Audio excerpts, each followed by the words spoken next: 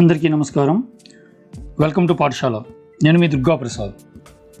TET previous papers series డిస్కషన్లో భాగంగా మనము 22 ఫిబ్రవరి 2018 జరిగిన సెషన్ 2 అంటే ఆఫ్టర్నూన్ పేపర్ని ఈ సెషన్లో డిస్కస్ చేస్తున్నాము.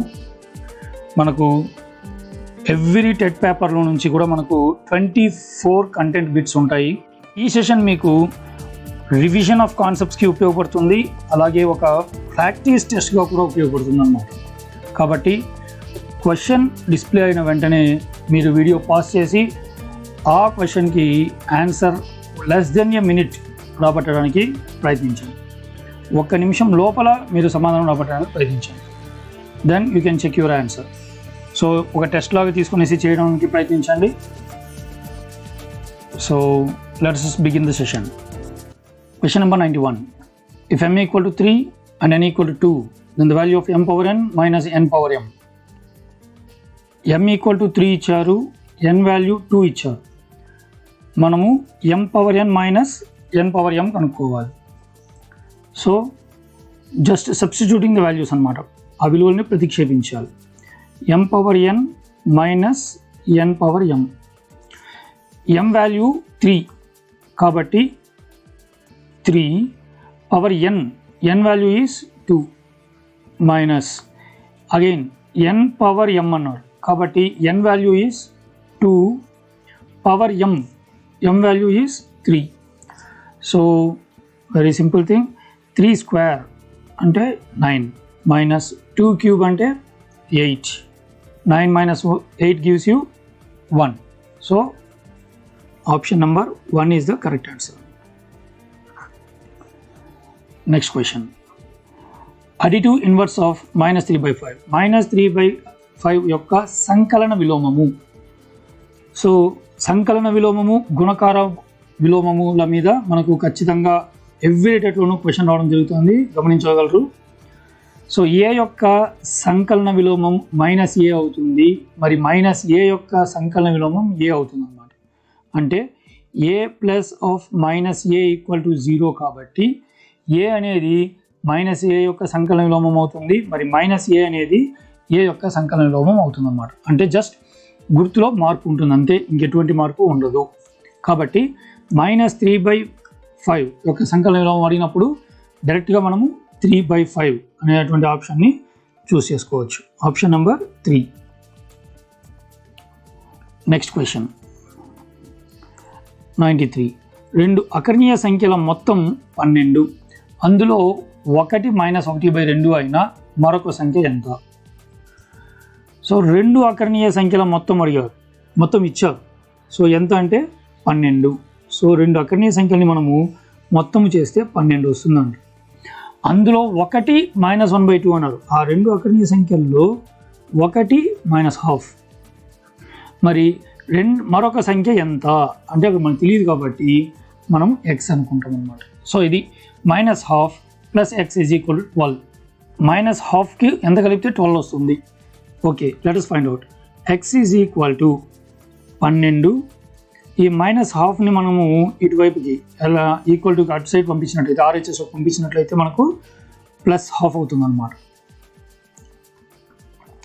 సో 12 ఒక అర్థం కలిపినట్లయితే మనకి ఏమవుతుందండి, ఎక్స్ ఈజ్ ఈక్వల్ టు 12.5.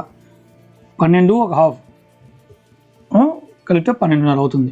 మనకు ఆప్షన్స్లో 12.5 అలాగే ఉంది కాబట్టి so that is the option. X value మనకు కావాల్సిన రెండవ సంఖ్య వచ్చేసింది.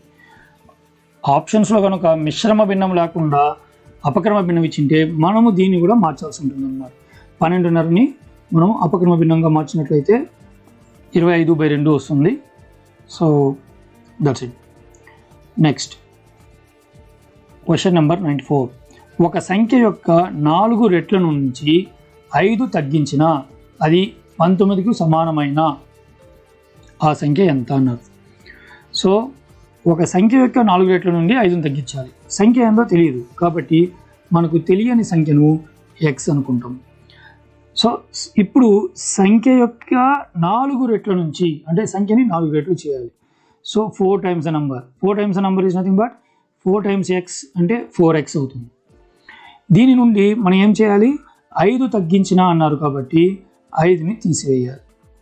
అప్పుడు అది దేనికి సమానం అవుతుందన్నారు? 19కి సమానం అవుతుంది. So equal to 19. ఒక సింపుల్ ఈక్వేషన్ వచ్చిందనమాట, ఒక సరళ సమీకరణం. దీన్ని మనం సాధించినట్లయితే 4x ఈజ్ ఈక్వల్ టు -5 నాకు పంపించినప్పుడు +5 అవుతుంది. So 4x is equal to 24 అవుతుంది. x ఈజ్ ఈక్వల్ టు 24/4 ఎంత అవుతుందండి? ఎన్నిసార్లు? 6 times. So x value is 6 అనమాట. Option number 3. Next question. 2 సంపూరక కోణాల భేదము 34 అయిన ఆ కోణాలు. సో ఇక్కడ సంపూరక కోణాల భేదము అన్నారు. సంపూరక కోణాల మీద కూడా రిపీటెడ్గా క్వశ్చన్ వస్తుంది కాబట్టి ఇక్కడ ఈజీగా స్కోర్ చేసుకోవచ్చు కూడా. సంపూరక కోణాలు అన్న వెంటనే మనకు గుర్తురావాల్సిన విషయము వాటి యొక్క మొత్తం ఎంత అండి? 180 డిగ్రీలు. సో మొదట ఒక కోణాన్ని x అనుకుంటాము, తర్వాత వాటి మధ్య భేదము 34 అన్నారు కాబట్టి రెండవ కోణము x+34 అవ్వచ్చు లేదా x-34 అవ్వచ్చు, ఏదైనా తీసుకోవచ్చు, నాట్ ఎన్ ఇష్యూ. ఎప్పుడైతే మనము xని పెద్ద కోణం అనుకుంటామో అప్పుడు చిన్న కోణము x-34 అవుతుంది. ఎప్పుడైతే xని చిన్న కోణం అనుకుంటామో అప్పుడు పెద్ద కోణము x+34 అవుతుంది. సో ఎలాగైనా తీసుకోవచ్చు. సరే, అయితే మనము మొదటి కోణం x, రెండవ కోణము x+34గా తీసుకుంటాం. ఇప్పుడు ఈ రెండిటి యొక్క మొత్తము, ఇవి సంపూరక కోణాలు కాబట్టి ఈ రెండిటి యొక్క మొత్తము మనకు ఎంత అవ్వాలి అంటే 180 డిగ్రీలు అవ్వాలి. సో x+x అనేది 2x అవుతుంది. 2x equal to 180. ఈ +34 నాకు పంపించినట్లయితే -34 అవుతుంది. సో ఇప్పుడు 2x ఈజ్ ఈక్వల్ టు 180లోంచి 34 తీసేస్తే మనకి ఎంత వస్తుందండి? 146 వస్తుంది. ఇప్పుడు x ఈజ్ ఈక్వల్ టు 146. ఈ రెండు గుణిస్తుంది పక్క. 2x అంటే 2 × x గుణిస్తుంది కాబట్టి పంపించినట్లయితే అది భాగిస్తుంది. సో క్యాన్సిల్ చేసినట్లయితే 73. సో x వాల్యూ 73 అనమాట. So x value 73. ఒక కోణము 73 డిగ్రీలు. మనకు రెండవ కోణం కనుక్కోవాలంటే కనుక్కోవచ్చు, కానీ ఇక్కడ మనకు 73 డిగ్రీలు ఉండేటువంటి ఆప్షన్ చూసుకున్నట్లయితే మనకు కనిపించేస్తుంది. ఒకే ఒక ఆప్షన్ ఉంది కాబట్టి ఆ ఆప్షన్ ఉంచేయచ్చు. ఒకవేళ 73 ఇంకో చోట కూడా కనిపించింటే then you have to find రెండవ కోణం కూడా కనుక్కోవాలి మీరు. అప్పుడు x+34 ఎంత అవుతుందంటే 73కి ఒక 34 కలపాల్సి ఉంటుంది. అది 107 డిగ్రీస్ అవుతుంది అనమాట. ఆ రకంగా మనము రెండవ కోణాన్ని కూడా కనుక్కోవచ్చు. ఇది యాక్చువల్గా ప్రాబ్లం చేసేటువంటి పద్ధతి, కానీ మనకి ఇక్కడ ఆప్షన్స్ వాళ్ళే ఇచ్చేసారు కాబట్టి డైరెక్ట్గా మనము ఆప్షన్ ఓరియంటెడ్గానే వెళ్ళిపోవచ్చు. ఎలా?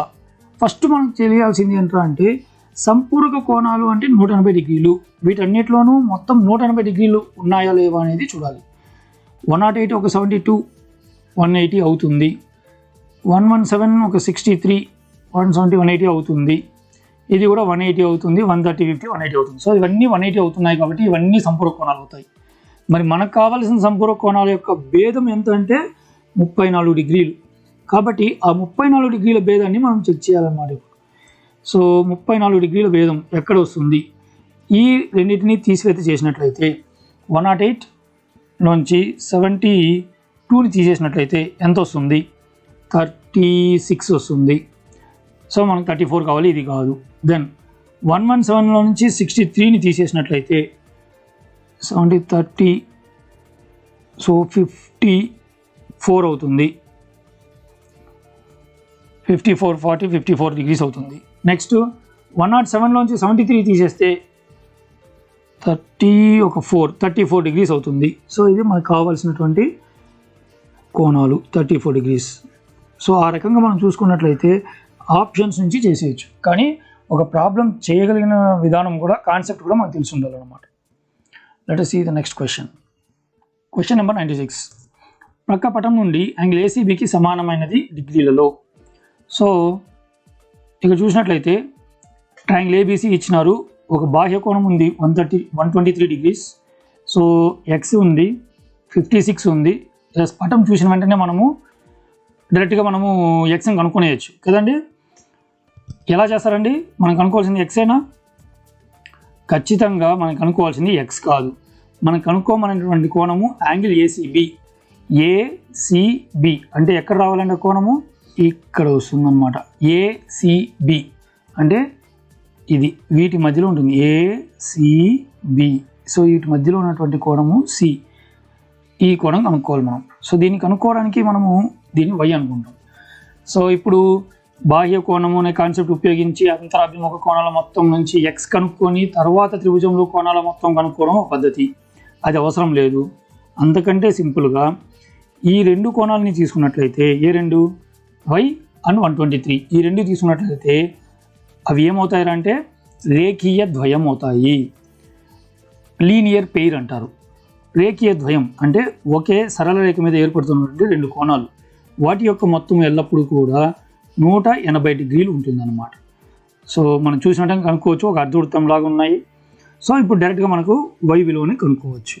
So y is equal to 180 డిగ్రీలు, 180 మైనస్ 123 డిగ్రీస్. సో ఎంత అవుతుందండి? Y is equal to 57 degrees అవుతుంది. So option number 1. Next question. If 8x minus 5 by 7x plus 1 equal to minus 1/2 అయితే x విలువ ఎంత? డైరెక్ట్ క్వశ్చన్ అనమాట, బీజగణితం నుంచి. 8x minus 5 by 7x plus 1 is equal to minus 1/2. So ఇక్కడ రెండు భిన్నాలు ఉన్నాయి కాబట్టి ఖచ్చితంగా మనం ఇమీడియట్గా చేస్తున్నటువంటి ఫస్ట్ స్టెప్ అడ్డ గుణకారము. అలా చేసుకున్నట్లయితే మనకు 2 of 8x minus 5 is equal to minus 1 of 7x plus 1 అవుతుంది. సో దీన్ని మల్టిప్లై చేసుకున్నట్లయితే 16x minus 10 equal to minus 7x minus into plus becomes minus 1. minus 7x minus 1 అవుతుంది.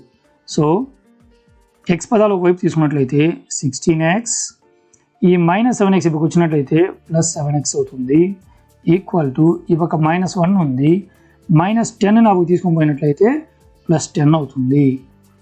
సో 16x ప్లస్ 7x ఎంత అవుతుందండి? 23x ఈజ్ ఈక్వల్ టు ఇక్కడేమో 9. Different science, వేరు గుర్తులు కాబట్టి తీసేయాలి. 10లో 1 తీసేస్తే 9. అప్పుడు x ఈజ్ ఈక్వల్ టు ఏమవుతుందండి? 23 నాకు పంపించినట్లయితే 9/23. So that is the value of X. X value అడిగారు కాబట్టి 9/23 అవుతుంది. ఆప్షన్ నెంబర్ 2 అన్నమాట.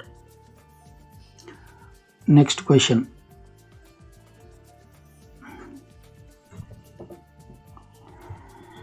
సమాంతర చతుర్భుజంలో PQ 4.5 సెంటీమీటర్స్, QR 3 సెంటీమీటర్స్ అయినా దాని చుట్టుకొలత ఎంత? సమాంతర చతుర్భుజం ఇట్స్ ప్యారలోగ్రామ్. సో ఫస్ట్ ఆకారం చెప్పిన వెంటనే మనకు ఆ ఆకారము మైండ్లోకి రావాలన్నమాట. ప్యారలోగ్రామ్ అంటే సమాంతర చతుర్భుజం, ఒక ప్యారలోగ్రామ్ దీర్ఘ చతురస్రాన్ని కొంచెం బెండ్ చేసినట్టు ఉంటుంది అన్నమాట సమాంతర చతుర్భుజం అనేది. సో అది, సో దీనికి పేరు ఇచ్చారు, what is that? PQRS. So PQRS అనుకుందాం. ఓకే, ఇంకా నెక్స్ట్ రెండు భుజాలు మాత్రమే ఇచ్చారు ఇక్కడ మనకి. ఏమేమి ఇచ్చారు? PQ ఎంత ఇచ్చారు? 4.5 సెంటీమీటర్స్. దెన్ QR ఎంత ఇచ్చారు? 3 సెంటీమీటర్స్. ఈ PQRS సమాంతర చతుర్భుజం యొక్క చుట్టుకొలత కనుక్కోమన్నారు. ఎలాని కనుక్కోవడం? రెండు భుజాలు ఉంటే, సో సమాంతర చతుర్భుజం యొక్క ధర్మాలు మనకు ఒకసారి అనుకున్నట్లయితే భుజాలకు సంబంధించి ఎదుటి భుజాలు సమానంగా ఉంటాయి. సో కాబట్టి PQ 4.5 సెంటీమీటర్స్ కాబట్టి SR కూడా 4.5 సెంటీమీటర్స్ అవుతుంది. అండ్ QR 3 సెంటీమీటర్స్ కాబట్టి PS కూడా 3 సెంటీమీటర్స్ ఉంటుంది. సో మొత్తం కలిపి కూరుకున్నట్లయితే మనకు సమాంతర చతుర్భుజం యొక్క చుట్టుకొలత వచ్చేస్తుంది. అంత చేయాల్సిన అవసరం లేకుండా రెండు భుజాలు ఉన్నాయి అన్నప్పుడే మనకు PQ ఉంది, QR ఉంది. సో ఈ రెండింటిని మనం కానీ టోటల్ చేసుకున్నట్లయితే 4.5 centimetres and 3 centimetres. So total 7.5 centimetres. ఇది సగం. సో ఇంకొక సగం కూడా ఇంకొక 7.5 ఉంటుంది కాబట్టి so 7.5 centimetres plus 7.5 centimetres total 15 centimetres అవుతుంది. లేదు ఆల్ టుగెదర్ టోటల్ చేసుకున్నట్లయితే 4.5 ప్లస్ 4.5 9 అవుతుంది. 3 ప్లస్ 3 6 అవుతుంది. 9 ప్లస్ 6 కూడా 15 అవుతుంది. లేదు మేము ఇలా అంతా కాదు అంటే జనరల్ ఫార్ములా ఎత్తుకొని 2 ఆఫ్ L ప్లస్ B ఎత్తుకొని కూడా చేసేయచ్చు. సో 2 ఆఫ్ 4.5 ప్లస్ 3 మనకు వచ్చేటువంటి ఆన్సర్ సమాధానం అయితే 15 సెంటీమీటర్స్ అవుతుంది అన్నమాట. 99. సో ఎక్స్ వాల్యూ ఒక ఎక్స్ప్రెషన్ ఇచ్చారనమాట. X power -2 కనుక్కోమన్నారు. ఎక్స్ వాల్యూ కాదు, ఎక్స్ పవర్ -2 యొక్క విలువ కావాలన్నారు. ఓకే, మరైతే ఫస్ట్ ఎక్స్ ఎంత? ఎక్స్ చూసినట్లయితే X is equal to 3/2 to the power of whole square into 2/3 whole power -4. ఇది మనకి ఇచ్చినటువంటి ఎక్స్ వాల్యూ. సో ఇప్పుడు ఈ ఎక్స్ వాల్యూలో ఫస్ట్ సూక్ష్మీకరించుకోవాలి. సూక్ష్మీకరించుకోవాలంటే మనం ఇక్కడ ఘాతాంక న్యాయాన్ని ఉపయోగించుకోవాలి. ఎటువంటి ఘాతాంక న్యాయం ఉపయోగించుకుంటే మనం త్వరగా సూక్ష్మీకరించుకోవచ్చో ఆ ఘాతాంక న్యాయాన్ని తీసుకోవాలి. మనకు ఏ పవర్ -n అనేటువంటి ఘాతాంక న్యాయం గురించి తెలుసు. ఏ పవర్ -n ఏమవుతుందా అంటే 1/a/n అవుతుంది.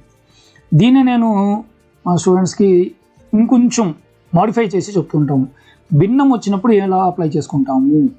a/b హోల్ పవర్ -n వచ్చిందంటే అది ఏమవుతుంది అంటే 1/a/b హోల్ పవర్ n అవుతుంది. ఏమవుతుందండి? 1/a/b హోల్ పవర్ n అవుతుంది. అంటే 1/a/n/b/n అవుతుంది. దాన్ని మళ్ళీ మనము b/n/a/n రాయొచ్చు. అంటే b/a హోల్ పవర్ n రాయొచ్చు అనమాట. సో ఇది ఒక డైరెక్ట్ అబ్జర్వేషన్గా కానీ మనం గుర్తుంచుకున్నట్లయితే ఇటువంటి ప్రాబ్లమ్స్ని చాలా ఈజీగా సింప్లిఫై చేసుకోవచ్చు. సో ఇది మనము కొంచెం అబ్జర్వేషన్లో ఉంచుకోవాల్సినటువంటి విషయం. a/b హోల్ పవర్ -n ఘాతాంకంలో రుణ సంఖ్య ఉన్నట్లయితే ఆ భిన్నాన్ని తలకిందులు చేసుకోవచ్చు.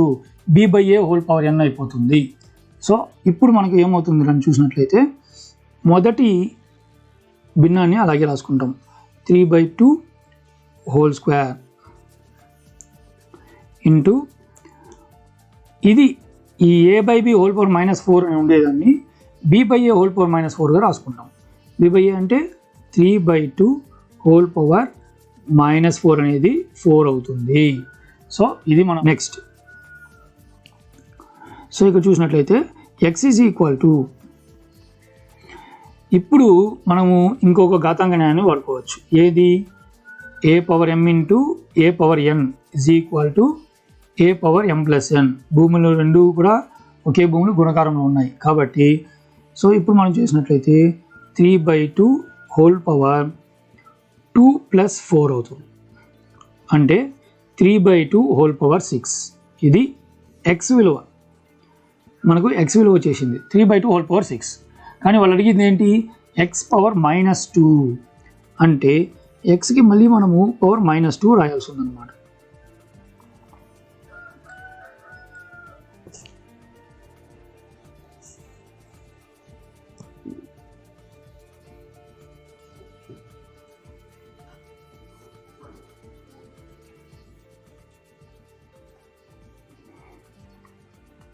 X is equal to so ఎక్స్కి పవర్ -2 చేసుకోవాలి.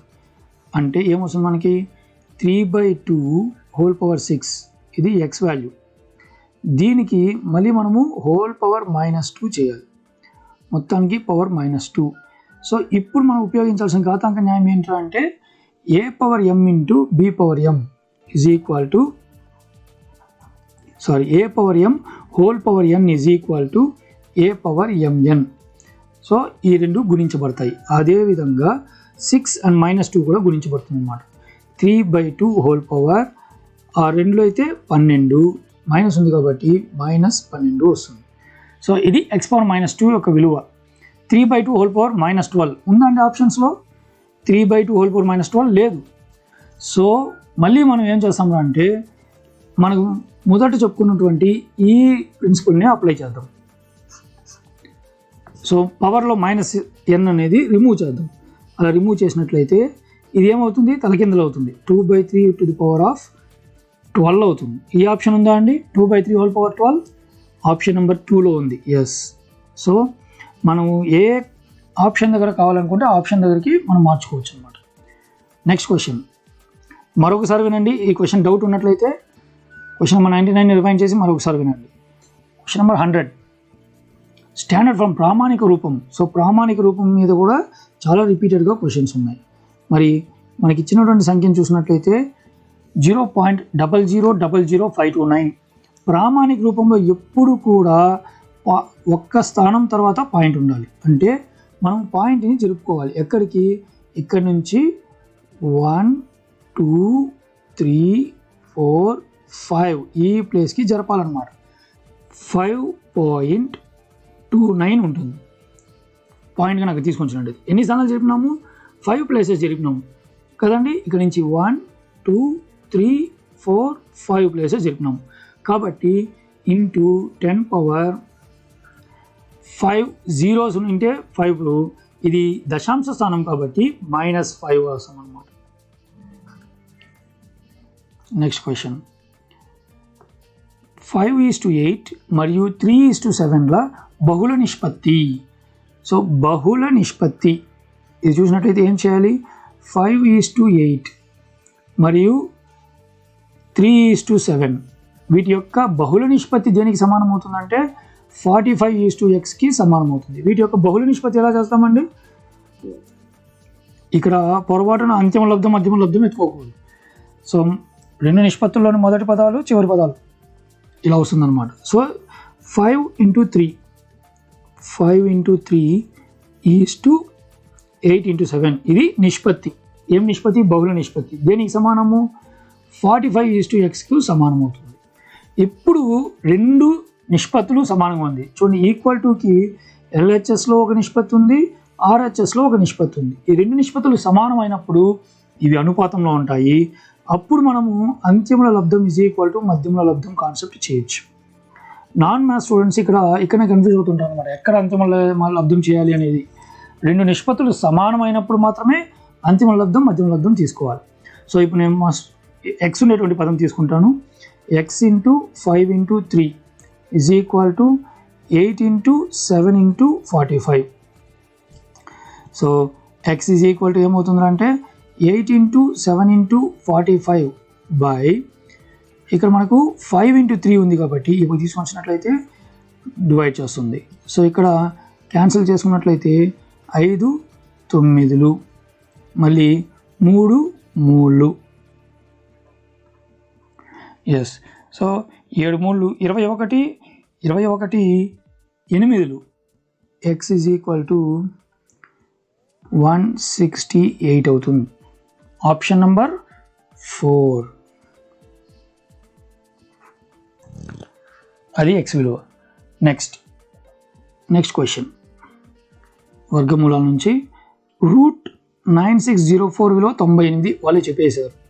సో √9604 9604 యొక్క విలువ 98 అయినట్లయితే √9604 ఆ అంకెలు అలాగే ఉన్నాయి, పక్కన 2 జీరోలు వచ్చి చేరినాయి అన్నమాట. సో అప్పుడు ఏం చేయాలి? మనకు 9604 యొక్క విలువ 98 కాబట్టి అది అలాగే వచ్చేస్తుంది. నెక్స్ట్ 2 zeros ఉంది కాబట్టి పక్కన ఒక 0 వచ్చి చేరుతుంది. అంతే. So simple. 980 అన్నమాట దాని యొక్క వర్గమూలం. నెక్స్ట్ క్వశ్చన్ 103 సమబాహు త్రిభుజం యొక్క భుజము x సెంటీమీటర్లు అయినా దాని వైశాల్యము. డైరెక్ట్ క్వశ్చన్ ఇచ్చారు. సమబాహు త్రిభుజం యొక్క వైశాల్యం ఏమండి? ఫార్ములా √3/4 a² ఆర్ √3/4 x² ఏదైనా తీసుకోవచ్చు. సో ఇట్స్ డైరెక్ట్ ఫార్ములా అనమాట. √3/4 x² అవుతుంది. దీన్ని మనము రాబట్టుకోవచ్చు కూడా. సో ఇక్కడైతే మనం ఆ ఫార్ములా ఆల్రెడీ మనం నేర్చిపెట్టుకుంటాం కాబట్టి √3/4 x² ఇది సమబాహు త్రిభుజం యొక్క వైశాల్యం. నెక్స్ట్ ప్రశ్న GCD 24 30 42ల గరిష్ట సామాన్య భాజకము. సో గసాబా కనుక్కోవడానికి మనకు 2-3 పద్ధతులు ఉన్నాయి. అవి 3 సంఖ్యలు ఇచ్చినప్పుడైతే అతి పెద్ద సంఖ్యని అతి చిన్న సంఖ్యని భాగించి చేయడం. నేనైతే ఆ పద్ధతులు కాకుండా గసాగు పద్ధతిలోనే గసాబా కనుక్కోవడానికి ప్రిఫరెన్స్ ఇస్తాను. ఎలా? గసాగు పద్ధతిలోనే గసాబా కనుక్కోవచ్చు. ఎలా కనుక్కోవచ్చు అంటే ఇప్పుడు ఈ 3 సంఖ్యలని భాగించే సంఖ్యలు మాత్రం మనం తీసుకుంటే సరిపోతుంది అన్నమాట. సో ఫర్ ఎగ్జాంపుల్ ఇప్పుడు నేను 2 చేత భాగించవచ్చు. 2, 12, 15, 21. ఇప్పుడు ఖచ్చితంగా నేను 3 సంఖ్యల్ని భాగించేది మాత్రమే తీసుకోవాలి. 3 సంఖ్యలు ఏదైనా 2 సంఖ్యలు భాగించేది దాన్ని తీసుకోవడానికి వీల్లేదు. ఇక్కడ 3 సంఖ్యల్ని భాగించేటువంటి సంఖ్య మళ్ళీ 3 మాత్రమే. సో 3 4 12, 3 5 15, 3 7 21. ఇప్పుడు ఇక్కడ ఈ 3ని భాగించేటువంటి సంఖ్య ఏది లేదు. మనము ఒకవేళ ఇక్కడ 2 సంఖ్యల్ని కూడా భాగించదు. ఒకవేళ 2 సంఖ్యల్ని భాగించే పని అయితే కూడా మనం తీసుకోవడానికి లేదు. 3 సంఖ్యల్ని భాగించేవి తీసుకోవాలి. సో ఇప్పుడు ఈ 3 సంఖ్యల్ని భాగించినటువంటి కారణాంకాలు చూసుకున్నట్లయితే 2 × 3 భాజకాలు లేదా కారణాంకాలు ఏమైనా 2, 3 మాత్రమే అన్నమాట. సో 2 × 3 ఎంత అవుతుంది? 6. 6 అనేది గసాబా అవుతుంది అన్నమాట. సో ఈ రకంగా సింపుల్గా మనము చిన్న సంఖ్యలు అయితే పెద్ద సంఖ్యలు 4 అంకెలు వేలల్లో కానీ మనకు కానీ సంఖ్యలు ఇచ్చినట్లయితే ఖచ్చితంగా భాగాహారం చేసుకోవడమే ఉత్తమము.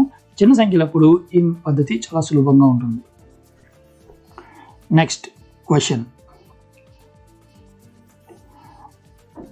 మొదటి 100 సహజ సంఖ్యల అంక మధ్యమము. సో అంక మధ్యమము అంటే ఏంటండి? What is arithmetic mean?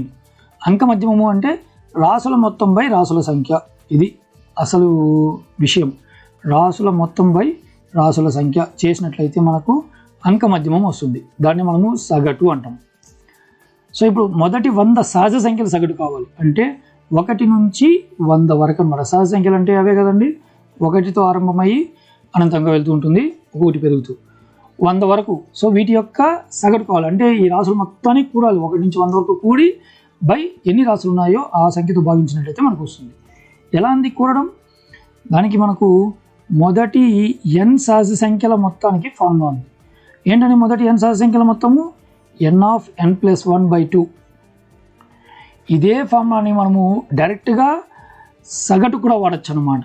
So మొదటి n సహజ సంఖ్యల సగటు ఏమవుతుందా అంటే సగటు n+1/2 అవుతుంది.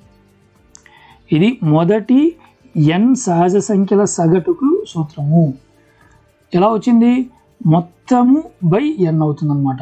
ఈ మొత్తానికి బై n చేసినట్లయితే n క్యాన్సిల్ అవుతుంది, n+1/2 వస్తుంది. సో మనం గుర్తుంచుకోవాల్సింది మొదటి n సహజ సంఖ్యల సగటు అడిగినారా అంటే డైరెక్ట్గా n+1/2. So n+1/2. n అంటే ఏంటి? ఎన్ని సహజ సంఖ్యలను చూపింటే అంత. n అనేది మొదటి 100 సహజ సంఖ్యలు కాబట్టి 100.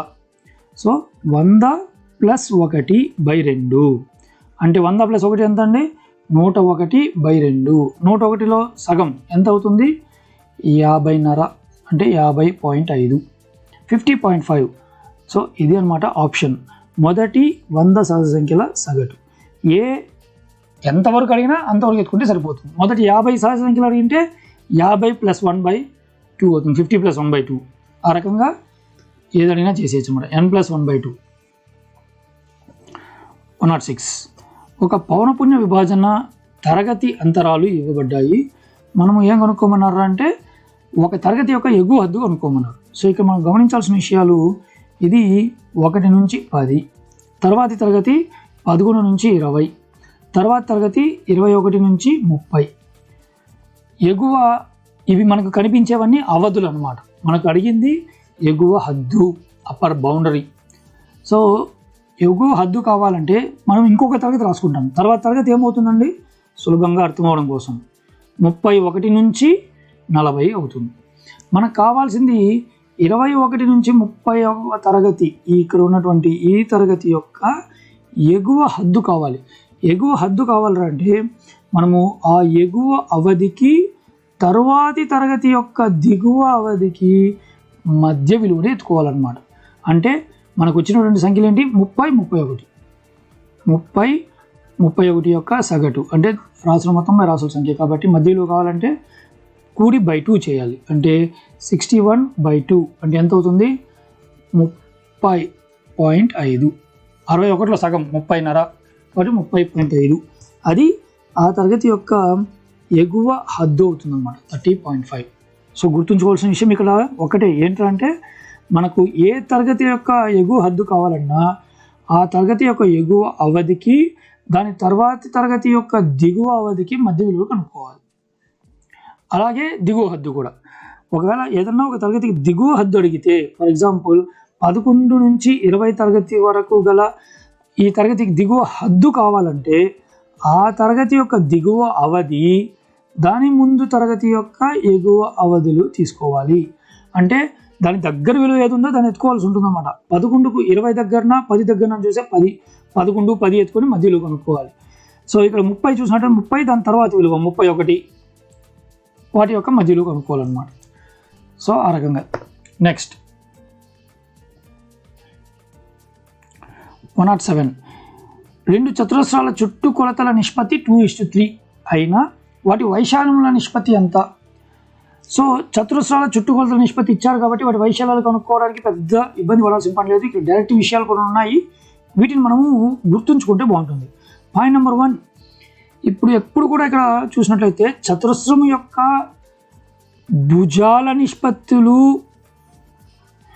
చుట్టుకొలతల నిష్పత్తులు, అలాగే కర్ణాల నిష్పత్తులు ఇవన్నీ సమానంగా ఉంటాయి. చతురస్రాలలో 2 చతురస్రాలు తీసుకున్నట్లయితే ఆ 2 చతురస్రాలలో భుజాల నిష్పత్తులు ఎంత ఉంటుందో చుట్టుకొలతల నిష్పత్తి కూడా అంతే ఉంటుంది, కర్ణాల నిష్పత్తి కూడా అంతే ఉంటుంది. ఇవంతా సమానంగా ఉంటుంది. మరి వీటిలో దేనికో ఒక దానికి మనం కానీ వర్గము చేసినట్లయితే మనకు వైశాల్యాల నిష్పత్తి వస్తుందన్నమాట. సో వీటికి వర్గము చేస్తే వచ్చేది మనకు వైశాల్యాల నిష్పత్తి. మనకు అడిగింది వైశాల్యాల నిష్పత్తే కాబట్టి మనకు చుట్టుకొలతల నిష్పత్తి ఇచ్చారు కాబట్టి, సో చుట్టుకొలతల నిష్పత్తి ఇచ్చారు. ఎంత ఇచ్చారు? 2:3 అన్నారు.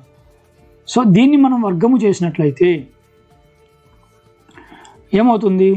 2 స్క్వేర్ వచ్చి 4 అవుతుంది, 3 స్క్వేర్ వచ్చి 9 అవుతుంది అన్నమాట. ఇక మనం హోల్ స్క్వేర్ రాయకూడదు, 2 స్క్వేర్ 3 స్క్వేర్గా తీసుకోవాలి. సో 2 స్క్వేర్ వచ్చి 4, 3 స్క్వేర్ వచ్చి 9. ఇది వైశాల్యాల నిష్పత్తి అనమాట. డైరెక్ట్ బిట్ అనమాట ఇది. ఈ విషయం తెలిస్తే మనకు 2-3 సెకండ్స్లో దీన్ని ఆన్సర్ చేసేయచ్చు. Next question. ఒక రాంబస్ యొక్క కర్ణాల పొడవులు 10 సెంటీమీటర్లు, 8.2 సెంటీమీటర్లు, 10 సెంటీమీటర్స్ 8.2 సెంటీమీటర్స్ ఇచ్చారు. వైశాల్యం డైరెక్ట్ క్వశ్చన్. కర్ణాల యొక్క రాంబస్ యొక్క కర్ణాలు ఇచ్చారు కాబట్టి వైశాల్యం ఏరియా ఏమవుతుందండి? Formula ½ d1 d2. So ½ into 10 centimetres మొదటి కర్ణము 10 సెంటీమీటర్లు, d2 8.2 సెంటీమీటర్స్. సో ఇక్కడ 2తో క్యాన్సిల్ చేసినట్లయితే 10 ఇంటూ 4.1 వస్తుంది. మీరు 10ని కూడా క్యాన్సిల్ కొట్టచ్చు. So 10 into 4.1, 10 into 4.1 is nothing but 41. అలా గురించుకోవడానికి ఈజీగా ఉంటుంది అంతే. సో సెంటీమీటర్ స్క్వేర్ అవుతుంది. So option number 4. Next question.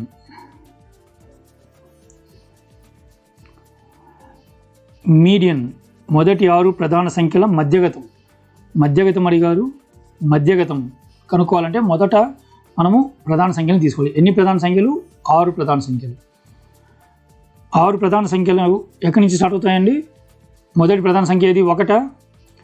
1 ప్రధాన సంఖ్య కాదు, సంయుక్త సంఖ్య కాదు. మొదటి ప్రధాన సంఖ్య, అతి చిన్న ప్రధాన సంఖ్య 2 తర్వాత 3, దెన్ 5, 5 తర్వాత 7, దెన్ 11 అండ్ 13. 6 అడిగారు కాబట్టి 6, 2, 3, 5, 7, 11, 13. సో వీటి యొక్క మధ్యగతం కావాలి. మధ్యగతము అంటే మనము ఇచ్చిన రాసులను ఆరోహణ లేదా అవరోహణ క్రమంలో అమర్చినప్పుడు మధ్యలో ఉన్నటువంటి రాశి మధ్యగతం అవుతుంది. ఇవన్నీ ఒక క్రమంలో ఉన్నాయి కాబట్టి నేను మధ్యలో ఉన్నటువంటి రాశి ఏది కనిపెట్టుకుంటాము. సో ఇటువైపు 1, అటువైపు 1 మనము రిమూవ్ చేస్తూ వచ్చినట్లయితే మనకు మధ్యలో 1 కాదు 2 రాసులు వచ్చాయి. ఇలా 2 రాసులు వచ్చినప్పుడు వాటి యొక్క మధ్య విలువని కనుక్కోవాలి. సో 5 + 7 ఎంత అండి? 12/2. 12/2 ఎంత అవుతుంది? 6. సో ఇది మన 6 రాసుల యొక్క మధ్యగతం అవుతుంది అన్నమాట. Next question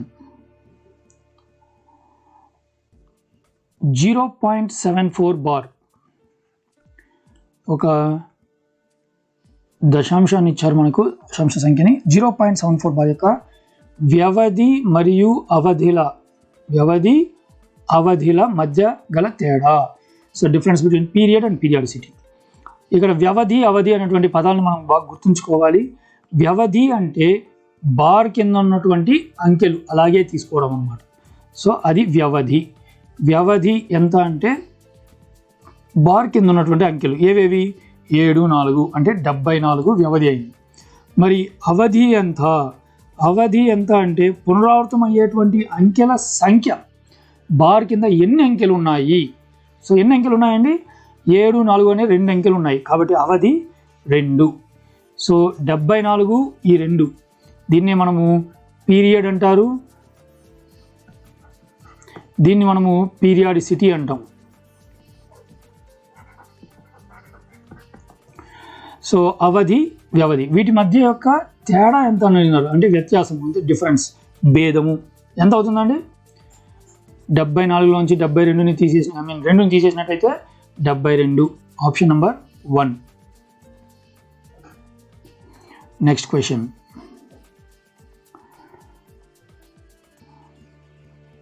the sum of central angles in a pie diagram. పై చిత్రంలో కేంద్రీయ కోణాల మొత్తము డిగ్రీలు అడిగినారు. పై చిత్రం అంటే ఎలా ఉంటుందండి అది? సో పై గ్రాఫ్ అంటారు. ఒక వృత్తాన్ని భాగాలుగా చేసి ఉంటాము. ఆ ప్రతి భాగాన్ని కూడా మనం ఏమంటారంటే సెక్టార్ అంటాము. ఆ సెక్టార్ను తెలుగులో త్రిజాంతరం అని కూడా అంటారు అన్నమాట. ఓకే, ఈ రకంగా ఉంటుంది. ఇక్కడ మనకు కోణాలు ఉంటాయి. సో ఇక్కడ ఏం అడిగారు అంటే కేంద్రీయ కోణాల మొత్తం, అంటే ఈ మొత్తం కోణాల కొలత ఎంత అని అడిగారు. ఎంత అవుతుందండి? It's direct simple question. 360 డిగ్రీలు అవుతుంది. Next question. ట్రయాంగిల్ ఏబిసిలో angle A 3√b, 3 × √b. Angle C విలువ ఎంత అంటే 2 times √b, 2 × √b అన్నారు. అప్పుడు √b విలువ ఎంత? సో ఇక్కడ రెండింటిని యాంగిల్ ఏను బితో పోలుస్తున్నారు, యాంగిల్ సిను కూడా బితోనే పోలుస్తున్నారు కాబట్టి బి ఫస్ట్ ఎత్తుకుంటాం మనం. Angle B is equal to X అనుకుంటాం. అప్పుడు యాంగిల్ ఏ ఏమవుతుంది? యాంగిల్ ఏ వచ్చి 3 times యాంగిల్ బి అన్నారు. 3 times యాంగిల్ బి కాబట్టి 3 times ఎక్స్, 3 రెట్లు అవుతుంది బికి. 3 × ఎక్స్ అంటే 3x అవుతుంది. అలాగే యాంగిల్ సి వచ్చి బికి ఎన్ని రెట్లు అండి? 2 times, 2 రెట్లు కాబట్టి 2 × ఎక్స్. అది ఎంత అవుతుంది? 2x అవుతుంది. So angle B, angle A, angle C ఉంది. సో ఏబిసి త్రిభుజంలో కోణాల మొత్తము ఎప్పుడు కూడా ఎంత ఉంటుందండి? Angle A plus angle B plus angle C is equal to ఎంత అవుతుంది? 180 డిగ్రీలు అవుతుంది. కాబట్టి ఏ విలువ 3x ప్లస్ బి విలువ x ప్లస్ యాంగిల్ సి విలువ 2x ఈజ్ ఈక్వల్ టు 180 డిగ్రీలు. సో ఇవన్నీ మొత్తం చేసినట్లయితే 3x, 4x, 6x. 6 xల విలువ 180 డిగ్రీలు అయితే ఒక ఎక్స్ ఎంత? x is equal to 180/6. ఎన్నిసార్లు పోతుందండి? 3 18 కాబట్టి 30 సార్లు పోతుంది. ఎక్స్ విలువ 30 డిగ్రీస్ వచ్చింది. ఎక్స్ అంటే ఏ కోణం అండి మనం అనుకునింది? ఎక్స్ అంటే బి, యాంగిల్ బి కాబట్టి యాంగిల్ బి 30 డిగ్రీస్. మనకు ఇప్పుడు యాంగిల్ ఏ, యాంగిల్ సి అవసరం లేదు, వాళ్ళు అడిగింది యాంగిల్ బి మాత్రమే కాబట్టి 30 డిగ్రీస్ మనకు కావాల్సినటువంటి విలువ వచ్చేసింది. ఆప్షన్ 2. Next question. ఒక దీర్ఘ చతురస్రాకార కాగితము పొడవు 5 2/3 సెంటీమీటర్స్ మరియు వెడల్పు 3 1/5 సెంటీమీటర్స్ అయిన దీని చుట్టుకొలత ఎంత అన్నారు. సో పొడవు ఇచ్చారు ఎల్ ఎంత అంటే 5 1/2 రాసాం. L is equal to 5 2/3 centimetres. దీన్ని మనము అపక్రమ భిన్నంగా మార్చుకున్నట్లయితే 5 3 15, 1 2 17/3 సెంటీమీటర్. అలాగే బి తీసుకున్నామంటే వెడల్పు ఎంత ఉంది? 3 1/5 సెంటీమీటర్లు, 3 1/5. దీన్ని కూడా మనం అపక్రమ భిన్నంగా ఇంప్రాపర్ ఫ్రాక్షన్లో రాసినట్లయితే 16/5. మరి పెరిమీటర్ చుట్టుకొలత కావాలి. చుట్టుకొలత ఫామ్లో ఏమవుతుందండి? దీర్ఘచతురానికి 2 ఆఫ్ ఎల్ ప్లస్ బి అవుతుంది. 2 ఆఫ్ ఎల్ ప్లస్ బి ఎంత? 2 ఆఫ్ ఎల్ అంటే 17/3 ప్లస్ బి 16/5. సో 2 ఆఫ్ ఇక్కడ 3 5లు ఉన్నాయి కాబట్టి కసాగు 15 అవుతుంది. సో ఇక్కడ 15 రావాలంటే మనకు 5తో గుణించాలి కాబట్టి పైన 17ని కూడా 5తో గుణిస్తాం అనమాట. 17 5లు 85 ప్లస్ సో ఈ కసాగు 15 అనేది ఇక్కడ కూడా ఉండాలి. 15 రావాలంటే మనము ఈ 5ని 3తో గుణించాలి కాబట్టి 16ని కూడా 3తో గుణిస్తాం. 16 3లు 48. సో ఇప్పుడు 2 ఆఫ్ ఈ కింద ఉన్నటువంటి 15 అలాగే ఉంటుంది. పైన 85 ప్లస్ 48 ఎంత అవుతుందండి? 120 133 అవుతుంది. సో ఇప్పుడు దీన్ని మనము గుణించినట్లయితే క్యాన్సిల్ పోదు కాబట్టి 133 266/15. ఆప్షన్లో ఈ భిన్నం లేదు. సో మనకు మిక్స్డ్ ఫ్రాక్షన్ మిశ్రమ భిన్నం ఉంది కాబట్టి మనం ఏం చేయాలంటే భాగాహారం చేయాలి. భాగాహారం చేయాలంటే దేంతో చేయాలి? 266ను 15తో భాగించాలి. సో ఎన్నిసార్లు పోతుందండి? 15 1 15 తీసేసినట్లయితే ఇంకా మిగిలేదు మనకు 116 అవుతుంది. 15 ఏకంలో 116 ఎంతవరకు పోతుంది? 105 వరకు పోతుంది. 15 105 పోతే ఇంకెంత ఉంటుంది? మళ్ళీ 11 ఉంటుంది. So that's it. ఇక్కడ నుంచి మనకు మిశ్రమ భిన్నంగా రాసుకుంటే సరిపోతుంది. 17 11/15. ఆప్షన్ నంబర్ ఎక్కడ ఉందండి? ఆప్షన్ నంబర్ 4లో ఉంది. Next final question 114. Number of lines of symmetry for a rectangle is. ఒక దీర్ఘ చతురస్రముకు గల సౌష్ఠవ రేఖల సంఖ్య ఎన్ని ఉంటాయండి? టక్ అని చెప్పేసి అంత డైరెక్ట్ బిట్స్ బాగా తెలిసిపెట్టుకోవాలి. ఒకవేళ గుర్తు లేకపోతే జస్ట్ చూసి కూడా చేసుకోవచ్చు. సో ఇలా ఒక లైన్ ఆఫ్ సిమెట్రీ ఉంటుంది. ఈ లైన్ మీద మర్చినట్లయితే మనకు 2 సమాన భాగాలు ఒక భాగంపై మరో భాగం మీద పడుతుంది. మరి ఇలా ఉడికేయచ్చు. నిలువు భాగం వచ్చి కింద కరెక్ట్గా పడుతుంది. మరి కర్ణాల మీదుగా వస్తుందా అండి? ఇలా వస్తుందా? ఇది దీర్ఘ చతురస్రంలో రాదు. మీరు కావాలంటే మర్చి చూడండి, వస్తుందేమో అనిపించవచ్చు కానీ రాదు. కాబట్టి మనకు ఉండేటువంటిది 2. సో సౌష్ఠవ రేఖల సంఖ్య 2. ఆప్షన్ నంబర్ 1 అన్నమాట. సో ఇవి ఈనాటికి సంబంధించినటువంటి 24 బిట్స్. ఐ హోప్ ఈ సెషన్ మీకు చక్కగా ఉపయోగపడింది అనుకుంటున్నాను. మీకు కనుక ఈ వీడియో నచ్చినట్లయితే జస్ట్ ఒక లైక్ చేయడం మాత్రం మర్చిపోవద్దండి. అండ్ మీ అభిప్రాయాలను సలహాలను కమెంట్స్ రూపంలో తెలియజేయండి. అండ్ మీరు కనుక మన ఛానల్ ఇంకా సబ్స్క్రైబ్ చేయకుండా ఉన్నట్లయితే కింద కనిపిస్తున్నటువంటి సబ్స్క్రైబ్ బటన్ ప్రెస్ చేసి బెల్ ఐకాన్ కూడా ప్రెస్ చేయండి. తద్వారా ఫర్దర్ వీడియోస్ నోటిఫికేషన్ రూపంలో మీకు రావడం జరుగుతుంది. Thank you and see you in one more session.